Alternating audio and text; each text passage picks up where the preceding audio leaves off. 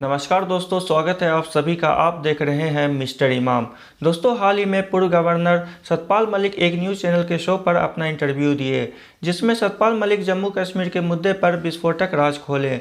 उसमें से सबसे गंभीर मुद्दा पुलवामा हमले के बारे में है। सतपाल मलिक कहते हैं, पुलवामा हमले के बाद मेरी बात सेना से हुई। सेना कहते हैं, सुरक्षा मंत्री से हमने 5 एयरक्राफ्ट की मांग की थी, लेकिन हमें नहीं मिली। और दूसरी बात, सेना कहते हैं, जो मिलिट्री कॉन्वॉय का रूट था उसमें कई लिंक रोड थे और एक भी लिंक रोड पर सिक्योरिटी नहीं थी। फिर सतपाल मलिक को प्रधानमंत्री का कॉल आया और वहां के बारे में पूछे। सतपाल मलिक इस घटना का पूरा जिम्मेदार सरकार पर इशारा करते हैं, लेकिन प्रधानमंत्री उनको चुप रहने की हिदायत देते हैं। तो दोस्तों, वीडियो बड़ी शानदार होने वाली है। आपसे अनुरोध है वीडियो को अंत तक जरूर देखें। चलिए मेन वीडियो को स्टार्ट करते हैं। उनके तथाकथित सत्य और प्रेम शुक्ला की भाषा में उनके कोरे असत्य को आप मुद्दा बनाकर उसकी बिना पर आरोपों की फेहरिस्त छोड़ देते हैं बीजेपी की ओर।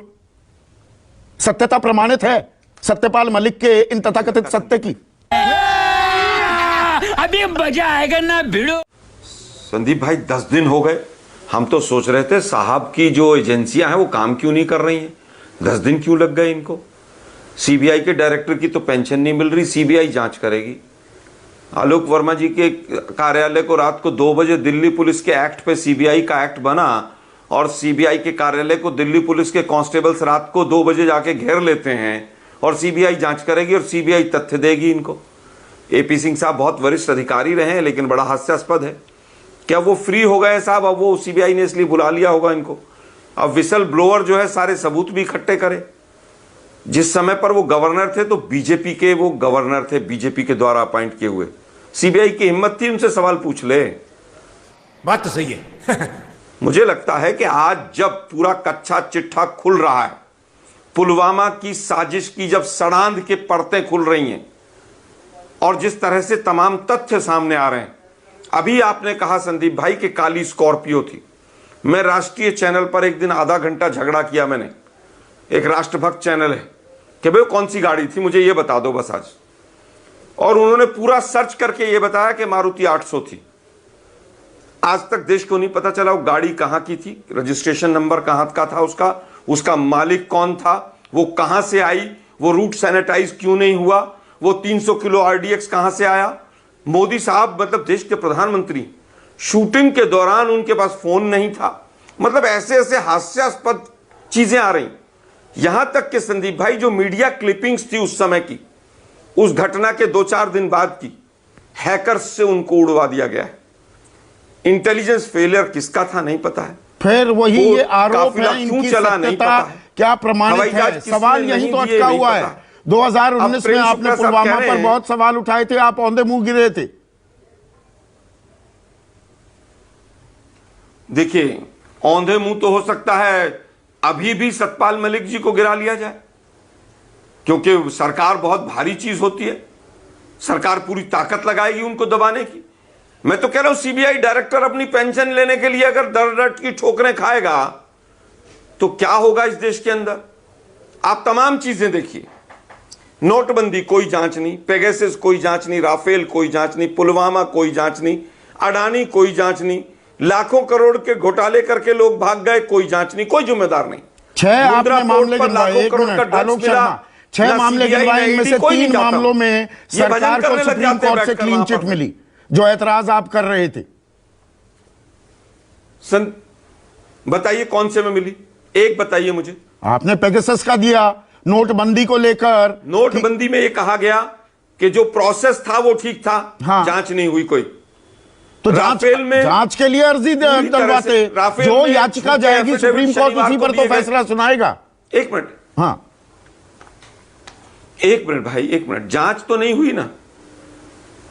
पेगासस में सुप्रीम कोर्ट ने कहा कि हमें तथ्य नहीं दिए गए, सरकार ने कोऑपरेट नहीं किया।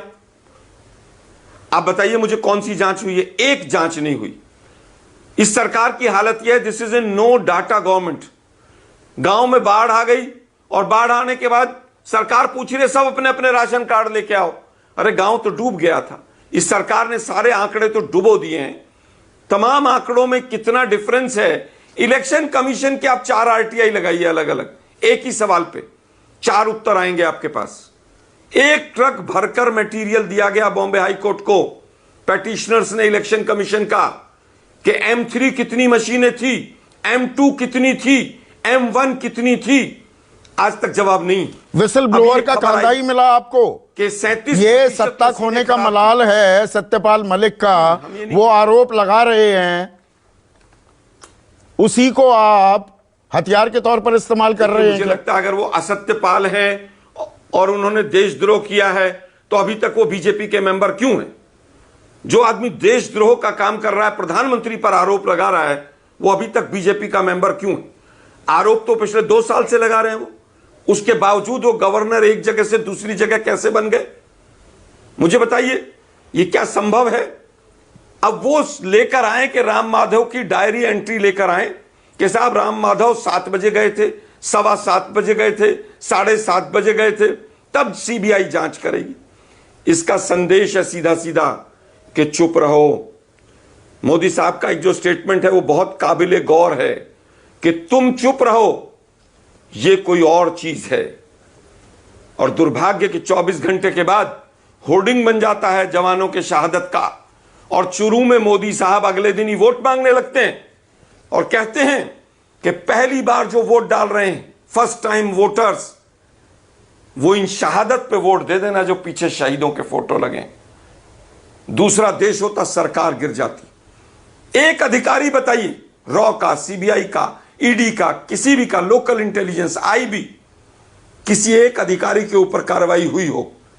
शाबाश बेटा, बहुत बढ़िया मुन्ना। तो जैसा कि इस वीडियो में हमने देखा, आलोक शर्मा साफ साफ कहते हैं सतपाल मलिक के बयान पर बीजेपी का होश उड़ा हुआ है, जिस पर कोई चर्चा नहीं करना चाहती है। हालांकि सतपाल मलिक के बयान को लेकर 10 दिन हो गए, न्यूज़ 24 के अलावा एक भी न्यूज़ चैनल इनके बयान पर डिबेट नहीं चलाए। तो दोस्तों, इस वीडियो के बारे में आपकी क्या राय है, कॉमेंट करके ज़रूर बताएं।